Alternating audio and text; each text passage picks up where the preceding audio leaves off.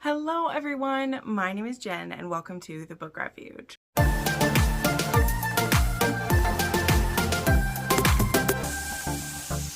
Everyone, getting a bit of a late start filming today because my camera wasn't working and I needed to rewatch the episode one more time just to make sure I had everything down.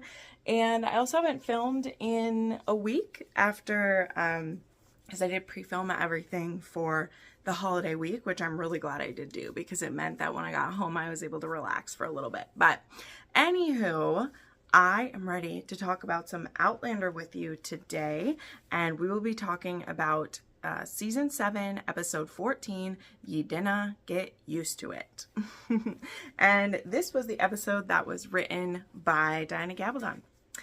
And that makes me very happy to see another episode written by her. I don't believe we had one last season. Maybe I'm making that up. I'd have to check. I know she's written a few through the years, though. Specifically, I can think of one that I almost don't want to forgive her for, but you know what? I'm a generous woman. I'll move on. And if you're wondering what I mean, it's the episode Journey Cake, which I have no fucking idea why that episode exists. I still say it could be removed from the show and it wouldn't affect anything, but whatever. We're not rambling on about that today because we have a very hearty section for the recap and then a bit of a quicker discussion about the comparison. Finally, I will give you my rating as well as some predictions because we've already kind of scooched my predictions back even further. I feel like this episode was a bit quicker moving than the last one. A lot of the feedback on the last episode from you guys was either that you just didn't care for this episode or it was slow, but at the same time, we're acknowledging that the episode before that, episode 12, was so full of stuff. So this one definitely is moving some pieces into place for the last two episodes. I thought that this one was going to be the battle, but that appears to be next week for sure with Written in My Own Heart's Blood. And so I think we will be very busy. This episode is the preparation for the Battle of, I wrote it down, the Battle of Monmouth, which will be on June 28th, 1778. So that's going to be coming for us. But let's go ahead and dive into this. Thank you so much for being here. I guess there's two other things I want to touch on. Number one, thank you guys for how much engagement that we've had with these episodes. I'm always nervous when I come back to do these because I love doing them, but they don't always do very well, which can be hard on my channel when I throw in these extra videos. But you guys have been so supportive of them, and some of them have been in my top videos of the month showing up, which just makes me really happy and encourages me that this work I've done with Outlander has been so strong. And there are so many of you who tell me in the comments that you found my channel because of Outlander, and you always come back to tune in for these, or you've started following me because of those. And that means so much to me. So thank you so much for that. The other thing is, now this one is a bit more on an annoying side, so if you just want to skip to the recap, go ahead. But I also do need to say that I don't particularly care for every little word that I'm using to be nitpicked to death, okay? I understand that it's an impulse when I maybe misspeak something or something I've said correctly before I say it wrong, I know, but I get really excited talking about this. And number two, I'm not a perfect dictionary for everything. I try to do my research before I present one of these because I am comparing the books to the show, so I understand I want to be as good as I can. But I had so many people comment on the fact that I accidentally was saying 1749 instead of 1739 when referencing Roger and Buck's timeline, okay? I know that. In my notes, it says 1739 whenever we reference him. I do not need a teacher standing over me with a ruler, shaking their finger at me every time I say it wrong. I've referenced it in the beginning of this series that it's 1739, and if I fumble it around, I'm sorry. There are three different timelines that we're looking at in this series, and I am not perfect. And if there's one thing that really chips away at your enthusiasm for putting out a video, it's knowing that people are going to nitpick every little word that you say, okay? So this is a bit of a chastisement. I don't care. This is my channel and I want to engage with you, but please keep the pettiness like out of it. Okay. Like, you knew what I meant. I know what I meant. We don't have to do that. We know I mean 1739 when I'm referring to that. I'm sorry if I mushed it together. Okay. I am never going to be that perfect in what I say. It's just not. There's a lot of stuff to keep track of, okay? So I just want to put that out there. I know it's super tempting when someone says it to just be like, oop, you're saying the wrong date. And it's like, but you know what I'm talking about. And if you watched the episode, you know what I'm talking about too, right? So just let some of those things go. The conversation down below is if you enjoyed the episode, what you think of the changes to the episode, rate it. If you want to, tell me what your rating is. But please don't put the focus on me and little things like that, because number one, it's kind of rude and annoying. If I was talking to you in person, like, would you correct every little thing that I said all the time? No. So please stop. So anyway, I just had to get that off my chest because, again, this is my channel and I love discussing the finer points with you. But if you start a comment with like, oh, you're saying the wrong thing, that's so like backhanded to me and I don't appreciate it. So I'm just putting that out there. Again, sorry if that feels like a chastisement, but there was a good number of people who did it. And I was like, number one, you also could check the comments before you comment and see how many other people agreed and maybe just give their comment a like. If someone already addressed it, go ahead and put it up there. But I just always try to keep it real with people here. I do that in my regular videos and I do that here. I'm just a human, and by human, the definition is to be an unperfect being, and I'm just here to share the love of Outlander, not to have my every little move watched, okay? Okay? All right, let's get into it, okay? Enough of that. Feels good to purge it, though.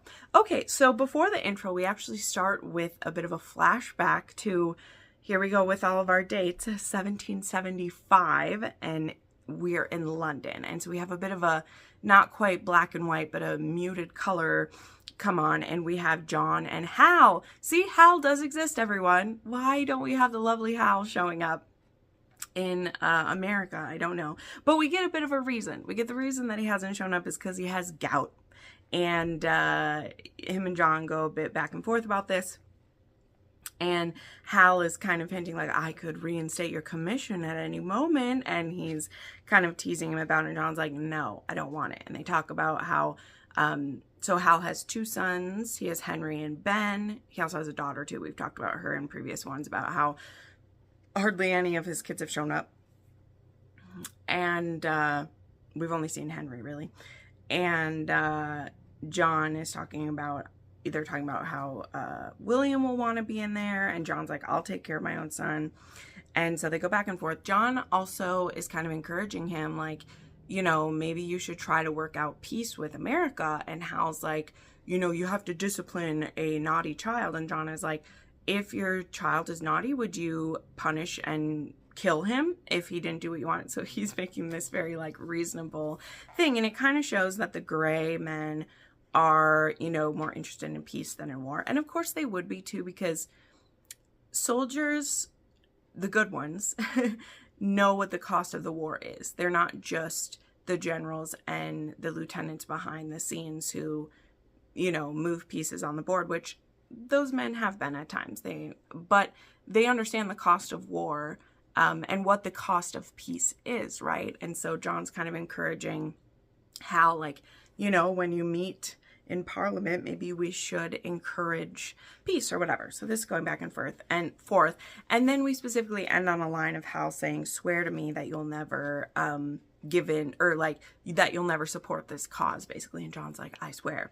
Then, of course, we cut to John putting his hand on the Bible and swearing to, as Bertram Armstrong, by the way, which I did find a bit cheeky because it reminds me of like when Jamie would go by like Alexander Malcolm or Alex. He'll go by his different names too. When you have so many names, you can use one of these names and it's not even really a lie, right? And so he's using, two of his names are Bertram Armstrong. So now we're in 1778 Pennsylvania, and John is swearing his allegiance, which I do think it's a bit interesting how they're doing it in here, because like they have him swear allegiance, and at the end of that other episode he said like, I was on my way to volunteer.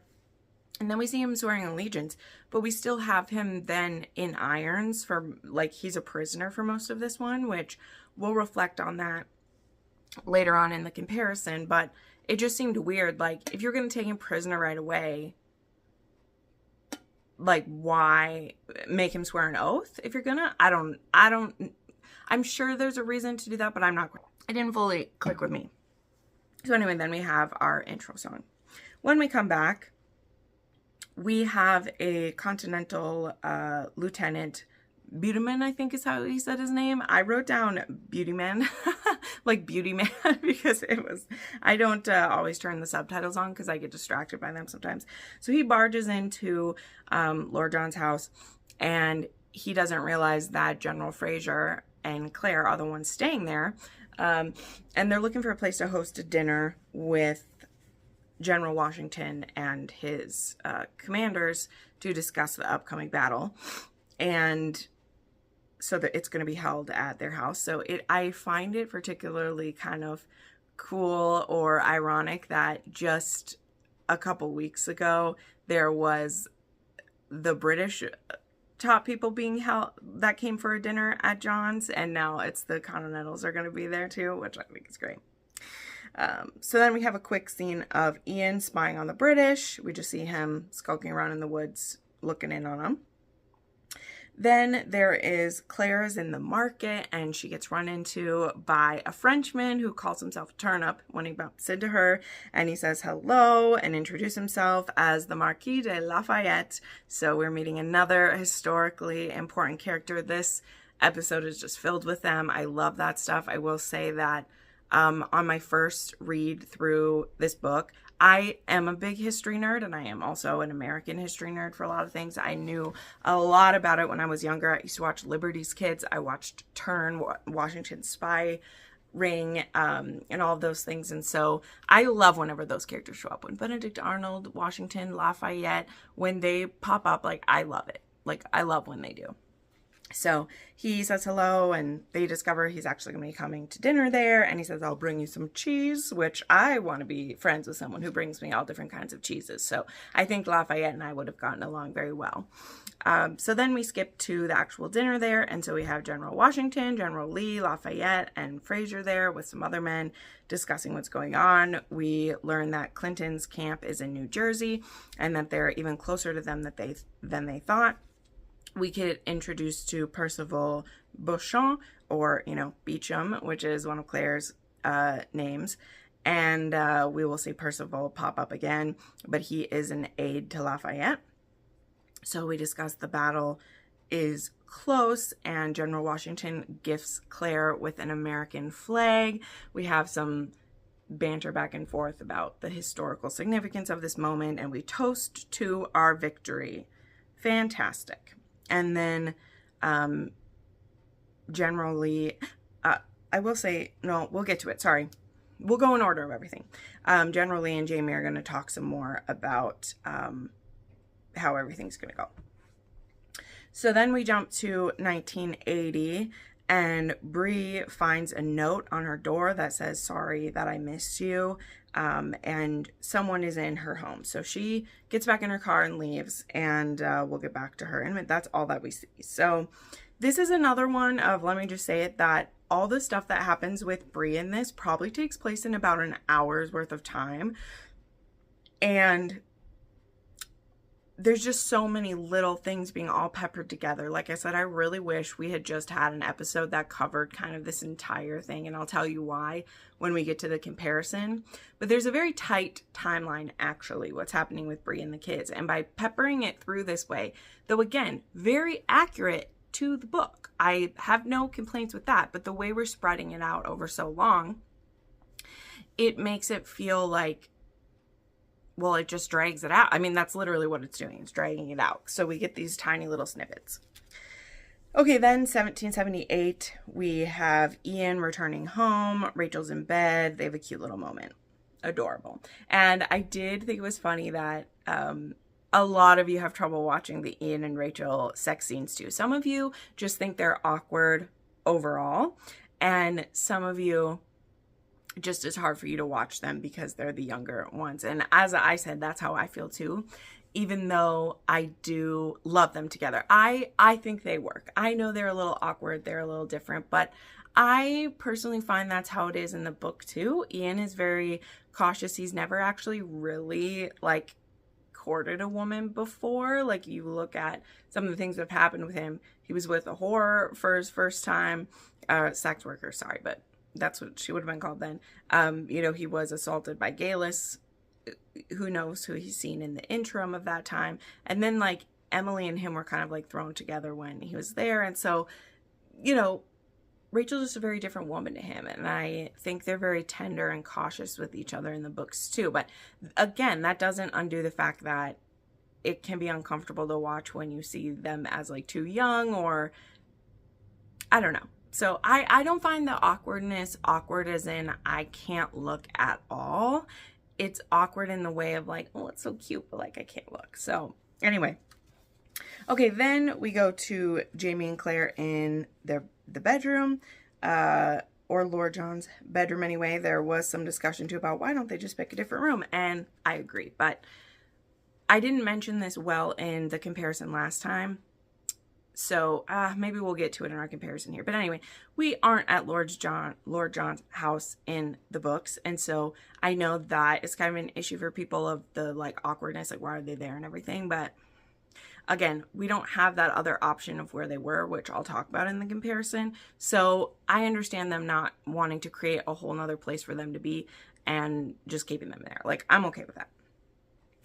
But we have a little bit of history talk here with Claire and Jamie about, you know, she says which people she knows and how Lafayette's going to help them win the war. And she says, I don't know who General Lee even is. And in my opinion, that's part of because she grew up in Britain and wouldn't have learned as much American history as we do. Because I know who General Lee was. I've heard his name plenty as someone who's, you know, not only read a lot in the history, but watched a lot of stuff too. Like, General Lee is someone who pops up for sure.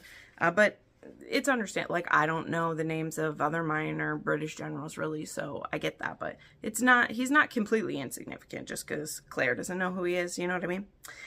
But then Jamie talks about how he has 300 souls in his hands, and he really is feeling the weight of leadership. He said the most he's ever had is a few before, and so he really is taking this very seriously, and I'm sure he's having some flashbacks too. He would have to. I mean, Claire has told him that they'll win this war, but he still has to keep his men alive to do it. Like, there's going to be a heavy cost to this fight. There always will be. You know, and so America might win the war, but will all the men under him make it? Probably not, right? So, very interesting. Okay, then we are still in 1778, and we go to William now, who's arriving at the British camp, which I believe that this is the same camp that Ian was spying on. And he goes in to see an officer. He delivers a missive. This guy kind of tears him apart, and he's being kind of like bitchy about it, which is annoying. And William is like, blah, blah, blah, I hate this guy, whatever. And so he's told to go clean up. He's missing his Baldric, I believe is what it was called. Baldric is what's on a sword. Galdric, I think, is what his like officer medal piece was called. And when he gets into his tent, he's starting to take off his clothes and change. And we have Jane, our sex worker, who he had the moment with a few episodes ago, and her younger sister Frances arrive. And she knows Latin. They have a bit of flirty fur back and forth. He's standing there shirtless, and she explains that Captain Harkness returned, and so they ran. And she returns that piece to him. She has it, and she needs protection for Frances. She says, I can find work with the army. I don't think it would be too hard, but I want protection for my sister. I don't want her to have to live the same life that I lived. And yeah, I really love this actress, by the way. She's so, I don't know. I love her. I need to look her up and see the other stuff that she's in, because I know who Jane is. I know the story that she has. And it's not that I think she's completely insignificant. Like, there's some important things that William learns through this character in the book. Like, I agree with that. But she wasn't like this kind of significance to me before. And I really like her. This actress is putting so much power into the few scenes she has, and we'll talk about her again in a moment. But damn, she's a lot. Okay, then we go to 1980 again, and Bree has her gun, and she's stalking up to her house, and she sees there's 2 different people in her house. And just as she is kind of hiding and getting a lay of the land of everything, Ernie and Fiona come with the kids. And they show up. And she's like, no, she screams at the van. And she actually shoots at these guys a couple times. And they get back in the van. They have some trouble getting it started. And they pull away. Just as Rob is showing back up at her house too. So just everyone showing up at Lollybrock here and there and everywhere. And they end up driving away, but there's some serious stuff going on. Then we go back to 1778, and William is telling Jane that she can become one of the camp followers, and she will be a laundress in exchange for food and safety. And she's like, I don't need to do this. I'll make money in other ways. And he's like, no, here's some money, get some food, get what you need. And her younger sister is like, she doesn't know how to use this. And it gets explained to us that she never like had a hold of any of her money. Like, she earned the money, but she never held it in her own hands. Like, her money all went directly to the madam, and they were provided for, and that's what she did. So she's like, I don't know how money works. I don't know. She's like, I don't know if this is enough to buy a cow or a loaf of bread. I don't know what it means. She's like, I know how much my mouth, my cunt, and my ass are worth, but I don't know how much those things are. So that's useless to me. And it's, again, like, these are a lot of things that William is learning. And it could come off so, like, heavy-handed and preachy from someone else. And maybe it feels that way to some people. It could. I understand.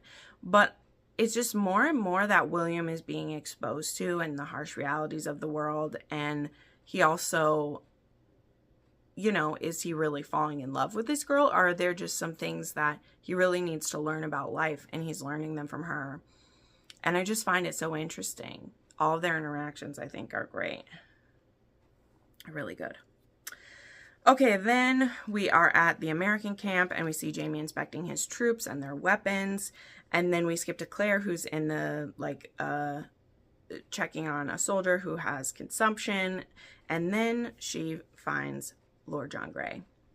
And she calls over Jamie, and he says, I surrender to you personally, General Fraser. And so at this time, he's, like, still in irons. So this is where I said I'm a bit confused about what happened in the interim right there, because it never does get explained. Like, he explains how he escaped, and then he had to swear loyalty to not be, like, taking but, like, he's still like, he's in irons again. So I need to double check with how that went, but, you know, anyway, it's weird. So, yeah, so Claire looks at his eye, so they bring him back to his own home, actually, and he's being held there under guard, and Claire is going to take a look at his eye, and I'm very glad we skipped this scene. I don't think anyone wanted to see this. This is one of the most painful, like, surgeries in all the books for me, because it's dealing with the eye, and her, like, if you've read the book, I won't go into graphic details, but that honey is used in, and like, so we skip that, but Jamie does hold John down while she does stuff to his eye, but it's good, it saves his eye, which is great, but no thank you. Okay, so then we go back to William and Jane comes into his tent, takes off her clothes, is going to fuck William, and he's like, no, we're not doing that. And she's like, I know that soldiers all like to fuck before they go to battle. And he's like, well, one, I'm not going to battle. And two, we're not doing that. Like, you're not paying to be here. Like, you're not a whore while you're with me. And she's like, well, we did last time. And he's like, that's because you were, like, willing. And you know, I know that you're doing it because you feel obligated now, and I'm not doing that. Though he does kiss her, and that's really hot, but he's like, no, we're not doing that. Okay, then we go to Ian is putting on his war paint. He's having a bit of a moment before the battle that's coming up. He talks with Rachel. They talk about, you know, people they've lost, or he's talking about the people that he's lost, and helps him put on his war paint. Then we go to 1980, and I believe that this was the last, I think this is the last scene with them. Let me see. Yes, this is the last scene with Bree. And so they're fixing the van, and Ernie is saying, you know, I know Roger is gone for now. Maybe you need to go to him until some of this like cools off. And they say that their kids are safe, but, you know, they should go to the police. And she's like, the police won't help. And she tells Fiona, she's like, we do need to go to Roger. And that'll be all that we see them for this one.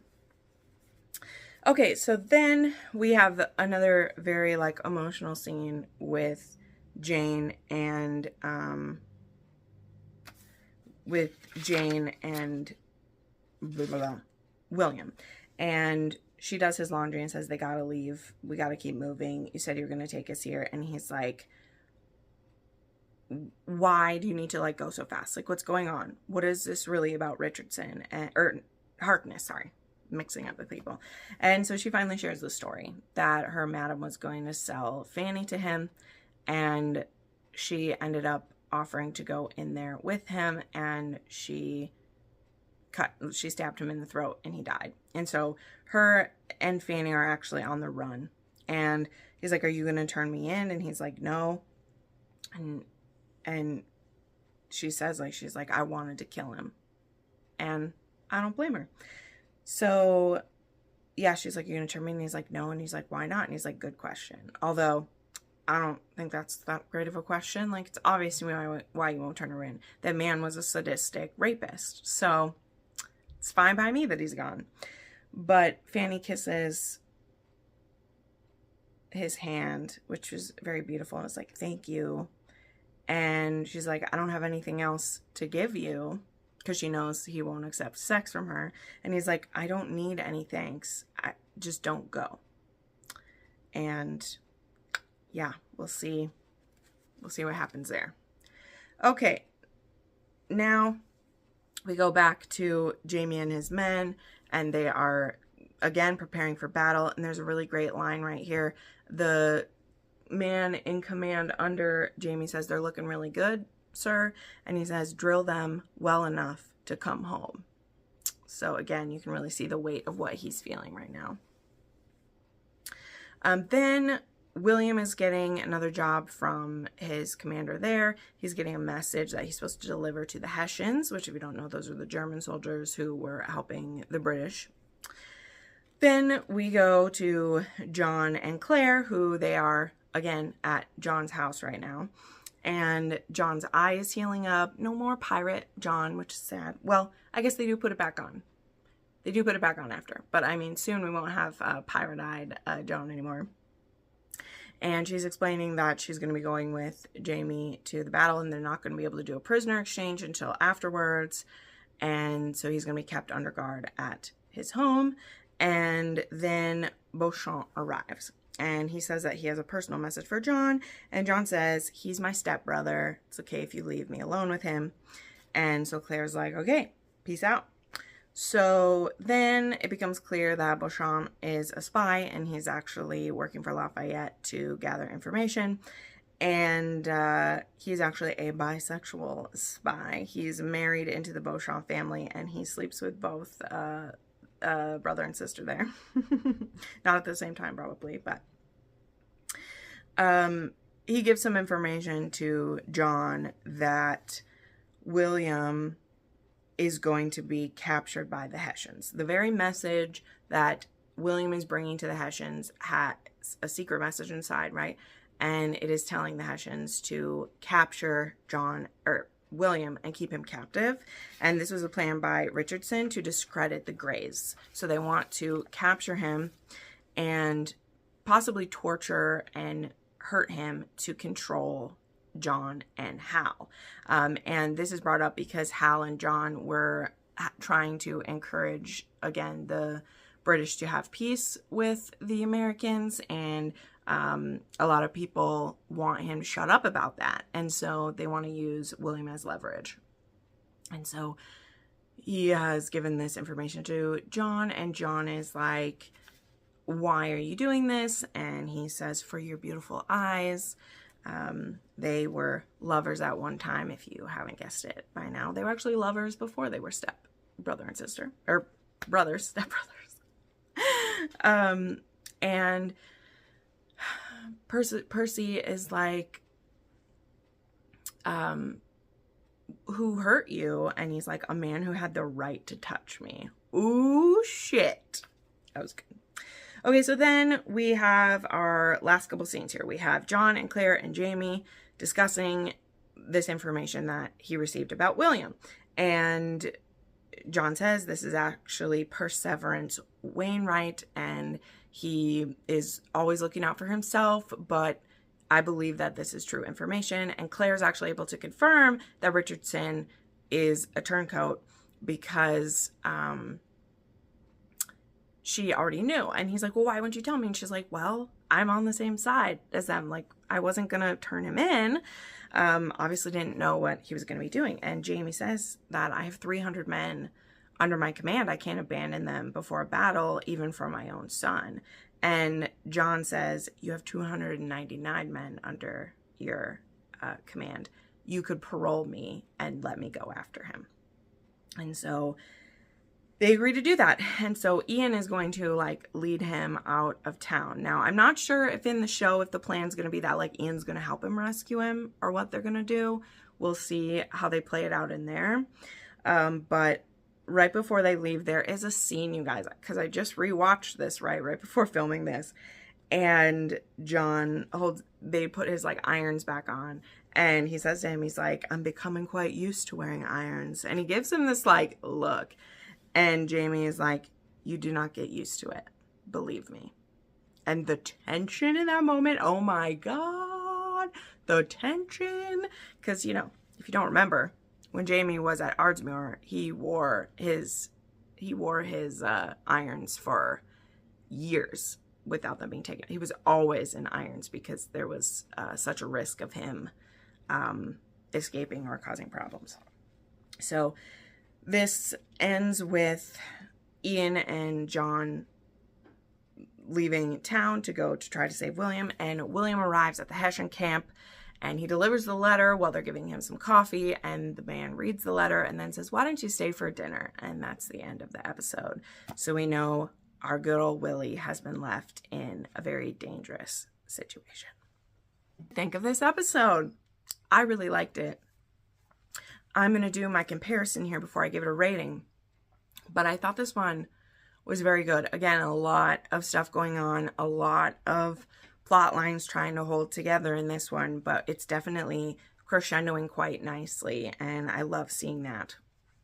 So for the book comparison, I have like eased up on myself a little bit because, again, there's just so much bouncing around in here right now.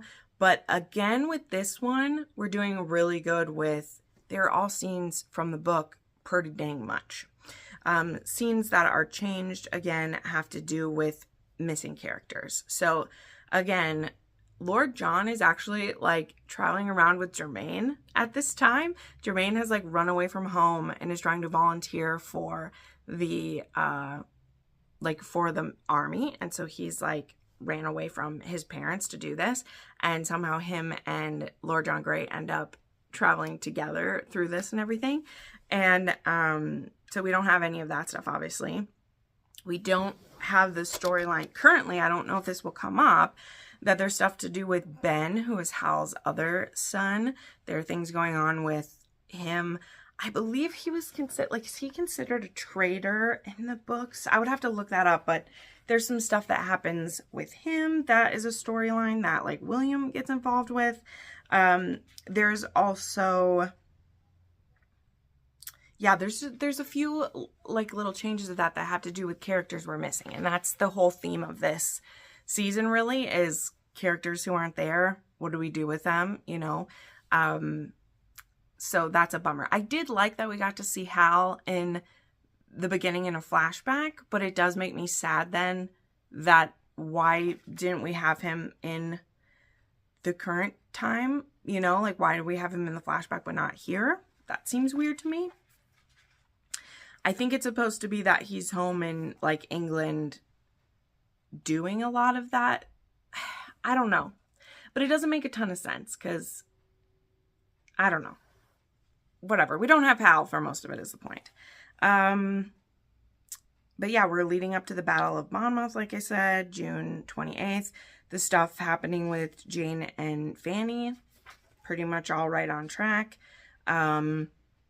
Again, I said this in the last one, but we did, because we moved when the wedding happened, that changes up some stuff in there because I believe the wedding, I think the wedding even takes place like really close to the army and everything, the double wedding that we have and everything. So okay, so I wanted to, oh yeah, and something else. Ian does a lot of running around behind the scenes, right? He's doing a lot of like, kind of like reconnaissance and jumping through there. And he actually ends up in the book at one point there, he gets kidnapped by 2 natives. And then he ends up like escaping just in time to help go try to rescue William. So I don't know if they'll end up throwing in natives working for the other side at all, though that is something that happened. I don't know if we'll see more of them pop up or not, maybe. So a few things to mention what I want to talk about with the 1980 plotline. That's really where I kind of have a few things to discuss because, again, the other stuff is all pretty accurate. Happy to hear your take on that, but it's just a lot of like shuffling around of things right there. And I don't really have any problems with it at all. So, you know, it is what it is. But I did look up the timeline on the Outlander wiki just to make sure. And all the stuff that happens in the 1980 time, okay? It starts on October 30th on Halloween. And most all of the events that happen with Bree and Mandy and Jemmy happen in 48 hours, okay? So that is why this stuff feels so stretched out, because from the time that Jemmy was kidnapped, to Roger going through the stones, to Bree finding out that he's really still there, to the scuffle with Rob, which I did forget to mention that when Rob actually shows up, he actually is trying to coerce her into sex first to be able to get Jem back, which maybe that's what he was innuendoing or insinuating in the show, but he literally is like, well, if you sleep with me, I want the boss lady under my command, and then I'll help you get your son back, or whatever that little shit is doing. And then her finding him, taking the kids to Ernie and Fiona. Then one change that they did make, which I pulled this out, Ernie brings the kids back because he feels like his family's in danger. He brings them back by himself. Fiona stays with his kids, and he's like, sorry, I want to help you, but my family's in danger. So they changed it to have it as like Fiona and Ernie together sent their kids somewhere else, and they bring the kids back because Rob showed up and was questioning them. So it makes them, at least doesn't make Ernie look like as much of a wimp as in the book. Though I do understand why he would be nervous, you know. But to have them in that together and being like, you know, we sent our kids away and like, we're going to go away too. Maybe you need to go to Roger. It just, I don't know, it doesn't make Ernie look like a wimp, and there's no reason to make him look like that. I mean, he's just looking out for his family. It's all right. So that is a bit different, but all of that stuff happens within like 24 hours. All of those things do.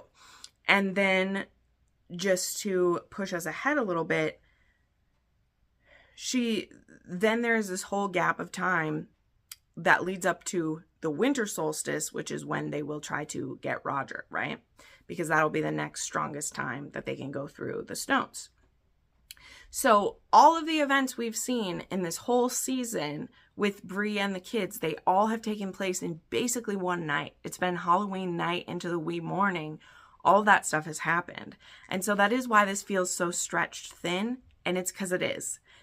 Maybe you didn't realize it. I didn't even realize it till I looked up the timeline. I mean, I knew it was happening close together, but when you look it up, all of those events happen in one night. Everything we've seen of Bree and them to this point, it's one night. It's been like 8 hours since Roger's left. And whereas Roger's stuff, the things that are happening with him and Buck, they're taking place over between October to December. Okay. So they're stretched out. It doesn't say how many days or whatever, but we know that the stuff that will be happening with him is happening the same time as the stuff with Bree, but it's more spread out because, right, they're having to travel by horseback and go all these places and everything between, you know, Lollybrock and the prison and between where Galus is and all that stuff. We're all over the place, right? So that is how that timeline lines up, just to give you an idea. Well, in this book, let me see. I believe I wrote it down in all of them. I wrote down how long everything takes. So, yes, it is. So, this book covers 1 year worth of time. It goes from June 1778 until June 1779. This book covers 1 year in the 1778 timeline. Actually, one of the shortest time periods that a book covers besides the first one, I think. So, very interesting about that. And then the Bree and Roger timeline takes place in 3 months. And most of the end of book 7 through book 8 is all 3 months. So just to give you an idea of that, I found that a cool little tidbit when I was piecing everything together. So, very interesting. Okay, so that's really all that I'm going to say about the comparison. Feel free to shout off at some more stuff down below. But again, I come back to the same things I've always said. It has to do with scenes that we've just rearranged a little bit and characters being missing. So this one, I will probably put this one at an 8. I still think it's very book accurate, but I am now feeling a bit like, what are we packing in to the end of this type of thing?